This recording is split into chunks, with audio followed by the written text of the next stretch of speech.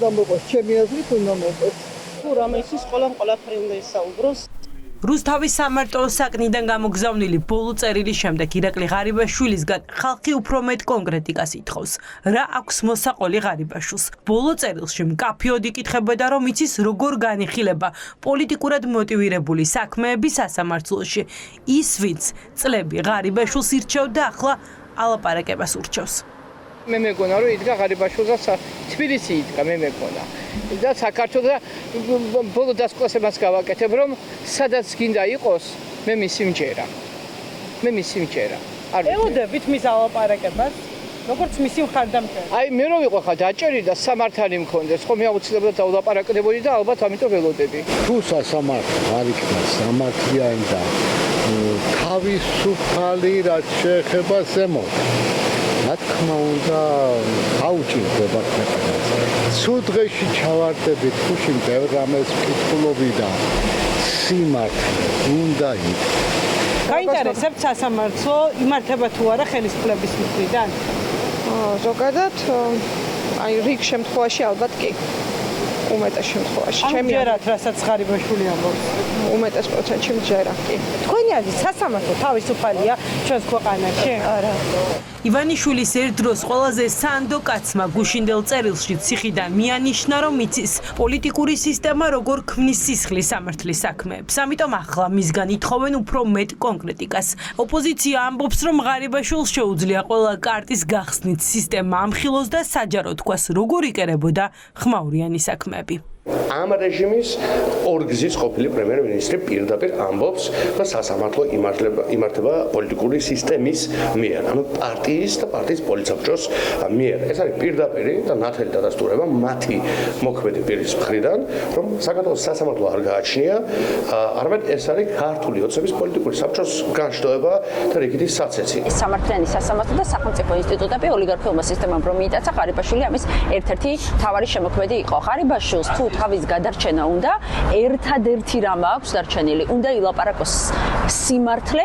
სალაპარაკო ღარიბაშვილს რომ ბევრი აქვს, ამაზე ოცნების ოპონენტები თანხმდებიან. კითხვები ჯერ კიდევ იმ პერიოდიდან იწყება, როცა ღარიბაშვილი ბერა ივანიშვილისთვის Facebook კომენტარის დაწერის გამო სკოლის მოსწავლეების დაშინებასა და მუქარის კამპანიაში იყო ჩართული. ოპოზიციას აინტერესებს, ვინ იყო კამპანია გარეჯი საქართველოს სულის ჩამდგმელი. ვინ იდგა მეორე ფრონტის სრულ ნარატივების შექმნისა და დასავლეთზე იერიშის მიღმა. ოცნების ყველა პროპაგანდისტული კამპანიის მთავარი სახე ოპოზიციის შეფასებით სწორედ თავად ღარიბაშვილი იყო.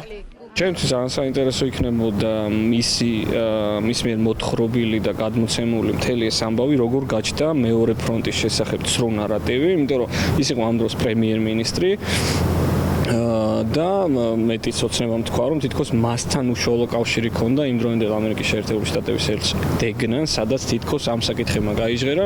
უნდა გითხრას, იმიტომ რომ ეს არის თემა, რომლის ირგვლივაც ერთი მხრივ ამ ქვეყნის ბედისწერა ამის შეიცვალა, ხო? ის გადარჩენია, რომ აირჩიოს. მაგალითად, რუსთავი ორის წართმევის საქმე აირჩიოს, რუსეთთან თანამშრომლობის საქმე, როგორ ჩამოვიდა ეს რუსი დეპუტატი, რომელიც ჩაჯდა ზვიად გამსახურდია სავარძელში, ხო? გავრილოვი აირჩიოს, ესენი ყველაფერი იცის, საზოგადოებას ეს აინტერესებს, როგორ დაიგეგმა ეგრეთ წოდებული გარეჯი საქართველოა კამპანია. ის რომ ბიძინა ივანიშვილი რამის უკან არ დგას ამ ქვეყანაში, ეგ უბრალოდ გამორიცხულია და თუ ნახევრად სიმართლეს იტყვის, ნახევრად სიმართლე დამაჯერებელი არასოდეს არ იქნება. გაბედავს თუ არა ღარიბაშვილი ივანიშვილს ხელი დაადოს, ეს არავინ იცის, თუმცა პოლიტიკოსების ნაწილს აინტერესებს ისიც, რას ვერ პატიობს ხალხის მიერ ოლიგარქად გამოცხადებული კაცი მსჯავრდებულს. სხვა რას ვერ აპატიებს საყვარელ ადამიანს, რა ვერ აპატიებს შუმა, რა ჩაუთვალეს მას ღალატით. ის რომ ფულს აკეთებდა, ეგ ვიცოდით, ერთხელ მაგის გამო მეორედ მოაბრუნეს და დიდი პრობლემა არ ქონიათ. ანუ მისი მეკრთამეობა პრობლემა არ არის. ამით რაღაც სხვა არის ეს პრობლემა და რა არის ეგ, რაც ბიძინამ ღალატში ჩაუთვალე, იქნება გმირობა თოფასეთ ჩვენ აქეთ ამ ხარის ღალატი კი არა, გმირობა არის და ეგ რეალურად მოყოს ეგ ამბავი. ღარიბაშვილის ალაპარაკება ქართული ოცნების დღის წესრიგში არ ყოფილა. ეს ჩანს იმ კომენტარებიდან, რომელიც დღეს ბიძინა ივანიშვილის დაფუძნებული პარტიისგან მოვისმინეთ. რატომ გჯერათ მისი? ოცნების ამ კითხვის ადრესატი თავისუფალი მედიაა, რომელიც აშუქებს და სვამს კითხვებს პატიმარ ექს-პრემიერის საქმეზე. 2024 წლამდე TV პირველს ერთი სიტყვა არ ეჯერა ირაკლი ღარიბაშვილის განცხადებებისა. ხოლო 2026 წელს ჯერა რომ მას აქვს ინფორმაცია თუ როგორ იმართება სასამართლო. 2024 წლამდე როცა ჩვენი გამოძიებები გასაჯაროებულა ღარიბაშვილის საქმიანობასთან დაკავშირებით მაგალითად ჩარტერული რეისებით ის კაფეის შესახებ თუ მისი კონკრეტული მდგომარეობის შესახებ მისი ცოლის თვის ნაშრომებზე და ასე შემდეგ ბევრი გამოძიება გადახედეთ TV პირველის მასალებს. მერტმა დაამთავროს რომ TV პირველის მასალებს უდისმა გადავხედეთ.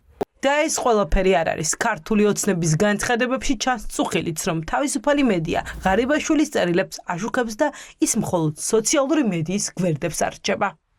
როგორც ჩანს გააგრძელებს ამ ტიპის რაღაც იერის, ასე ვთქვათ, სახელმწიფოზე თუ რამე იცის, მას შეუზღუდვა, რანაირ შეზღუდვა არ აქვს არც წერილობითი ფორმით, არც სატელევიზიო ფორმით, სასამართლოზე შეუძლია მოგზანდეს და წარმოადგინოს. სასამართლოს არენდობაზე რა შუაში, ან თუ რამე იცის, ხომ მეკითხები, თუ რამე იცის, ბატონო, მის წინაშეა თქვენი ტელევიზიაც როგორც ჩანს და ყველა სხვა ნებისმიერი მედია საშუალება. ახლა მთავარი კითხვა რას ფიქრობს თავად ივანიშვილი. ღარიბაშვილი პოლიტიკაში ივანიშვილმა მოიყვანა და ორჯერ პრემიერი მისი ჩართულობით გახდა. თუმცა ქართული ოცნების დაფუძნებელი თავს ანგარიშვალდებულად ართვლის ხალხს უთხრეს რა ხდება ციხეში გაშვებულ ექს-პრემიერის საქმეზე და იცოდა თუ არა მან წერილების შესახებ, რომელიც ღარიბაშვილის მტკიცებით ციხეში დინარაძემ გაუგზავნა.